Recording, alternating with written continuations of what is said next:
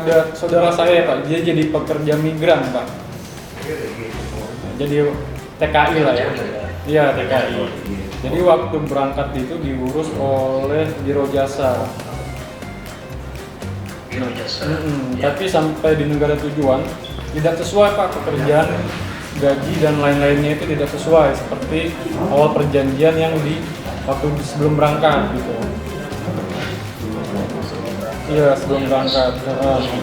Nah jadi tapi si Biro Jasa ini tetap Biro Jasa yang memberangkatkan ini tetap meminta uang untuk membayar biaya yang sudah dikeluarkan. Nah itu kalau untuk permasalahan hukumnya saudara saya harus gimana tuh Pak?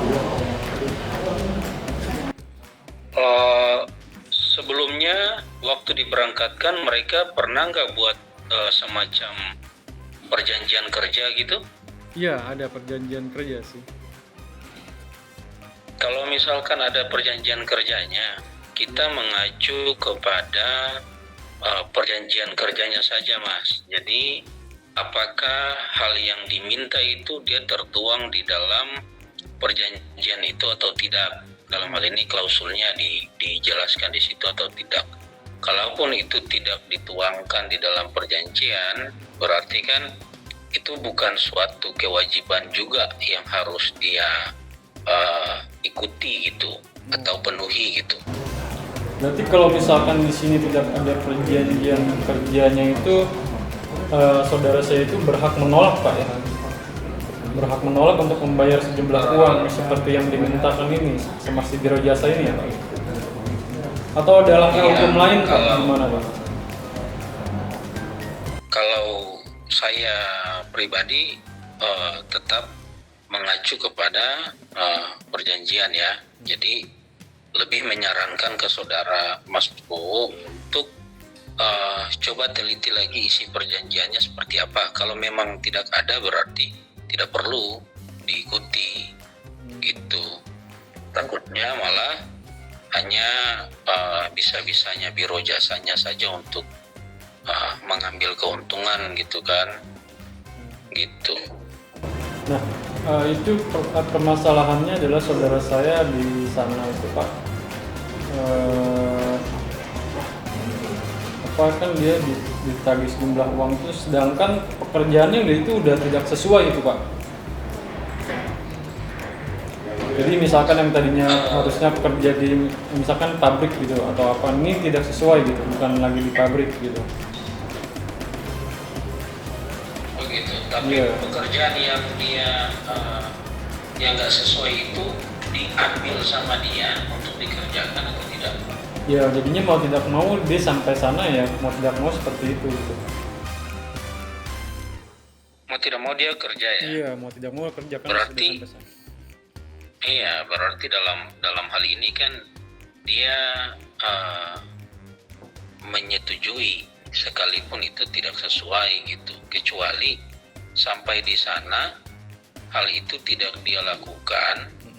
Dalam hal ini itu tidak sesuai dengan pekerjaan yang dijanjikan, berarti tidak perlu untuk dia kerjakan. Tapi kalau sampai dia kerjakan dalam hal ini itu pun tidak sesuai, berarti kan secara tidak langsung dia menyetujui gitu, karena kan dia menerima pekerjaan itu kan. Oh seperti itu Pak.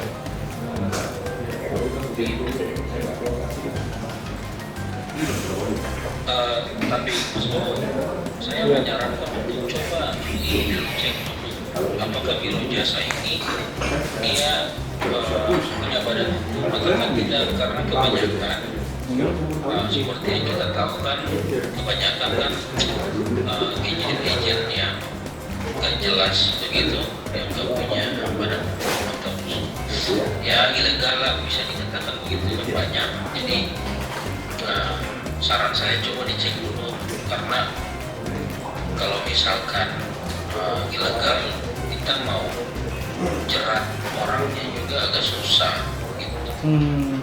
Kalau secara ilegal tuh Pak ya? Gitu. Jadi kalau secara ilegal itu malah lebih sulit Pak untuk menjerat secara hukum gitu ya Pak?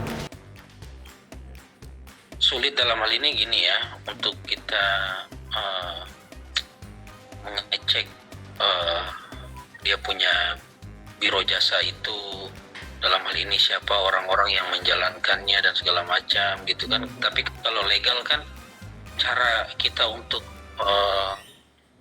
cari tahu informasi tentang biro jasa itu kan lebih gampang, lebih mudah gitu loh Mas. Kalau yang ilegal ini kan kebanyakan kan habis mendapatkan keuntungan hilang, jejaknya nggak kelihatan gitu. Tapi kalau yang legal kan, yang udah punya badan hukum, entah dia itu mendaftarkan ke Ditjen atau segala macam, itu kan gampang kita ngelacaknya gitu. Mau proses secara hukum juga gampang. Siapa yang kita mau proses, yang ya kan orang yang mau kita tuju, biro jasanya itu maksudnya atas nama perusahaannya itu apa gitu kan. Tapi kalau yang ilegal ini kan agak susah. Biasanya kan orang per orang itu yang menjalankan hal semacam itu gitu. Itu walaupun ada perjanjian kerjanya tapi tidak berbadan hukum, tetap bisa nggak Pak kita menolak untuk membayar sejumlah uang itu Pak? Kalau untuk menolak bisa aja, apalagi mereka ilegal. Kalau ilegal dan tahu identitasnya, kita bisa laporkan pidananya saja gitu. Kalau misalkan ilegal ya, dan ada unsur dalam hal ini entah mereka mau peras, bisa aja kan, karena tidak ada tertuang di dalam perjanjian.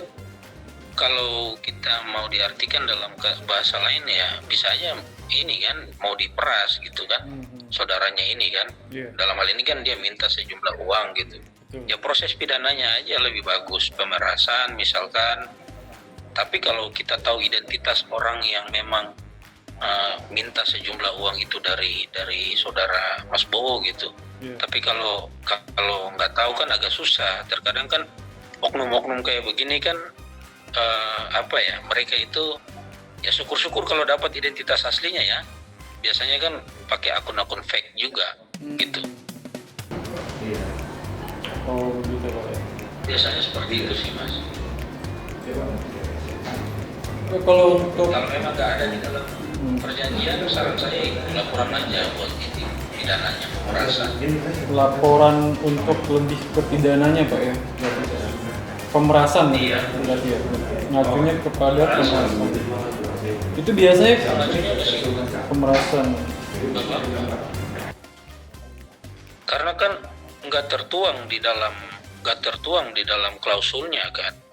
Kalau memang itu tertuang di dalam klausulnya secara keperdataan, ya memang itu kewajiban saudara Mas Bowo untuk membayarkan itu. Entah mereka punya istilahnya komisi atau apapun itu setelah sudah bekerja atau diterima, ya pasti dituangkan di dalam perjanjian itu kan. Tapi kalau misalkan nggak tertuang, berarti itu bukan satu kewajiban. Dalam hal ini minta sejumlah uang buat apa? Ya kan? Ya bisa aja mereka sengaja buat meras ini saudaranya Mas Bowo gitu. Kalau saya laporan pidana pemerasannya. Itu lebih ke laporan secara pidana yaitu pemerasan Pak ya. Pemerasan. Kalau saya bisa punya, tapi perlu dicek dulu identitas oknum gitu ya Mas. Maksudnya biar tepat sasaran gitu. Biasanya kan oknum-oknum kayak begitu kan, agen-agen kayak begitu, mereka mengatasnamakan salah satu biro jasa misalkan agen ini. Tapi kita belum tentu tahu siapa orang-orang yang menjalankan biro jasa itu. Saya kasih contoh misalkan di Tinos lah. Dalam hal ini salah satu karyawan Tinos Mas Bowo misalkan. Ya kan, kalau ini kan kita tahu jelas dalam hal ini identitasnya. Oh iya ternyata Mas Bowo dan orangnya jelas gitu. Tapi kalau agen-agen kayak begini kan kadang orangnya nggak jelas juga, identitasnya kita nggak ketahui. Terus siapa yang menjalankan aktivitas agensinya itu, biro jasanya itu. Nah itu yang susah kalau kita mau pelaporan kan butuh identitas si terlapornya gitu, minimal KTP-nya lah atau nama aslinya gitu kan. Untuk perkembangan penyidikan kan gampang untuk nyari tahu di mana tempat agennya atau apa kan. Sekarang penyidik punya tim cyber itu kan dia gampang buat ngeceknya gitu.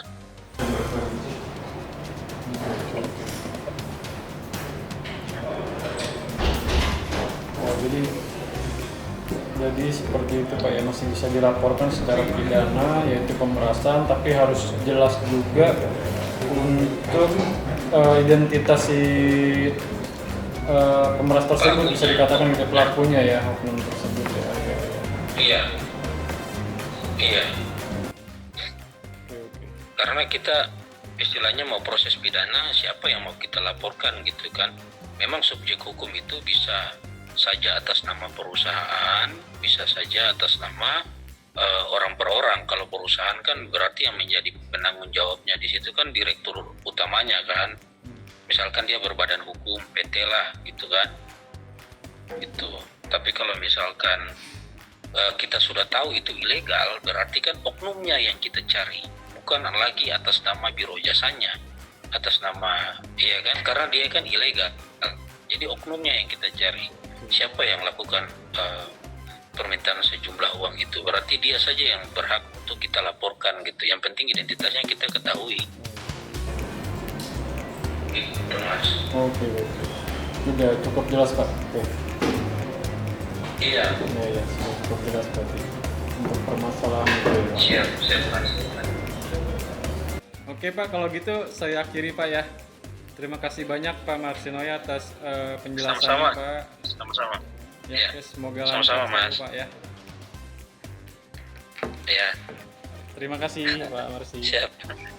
Sama-sama.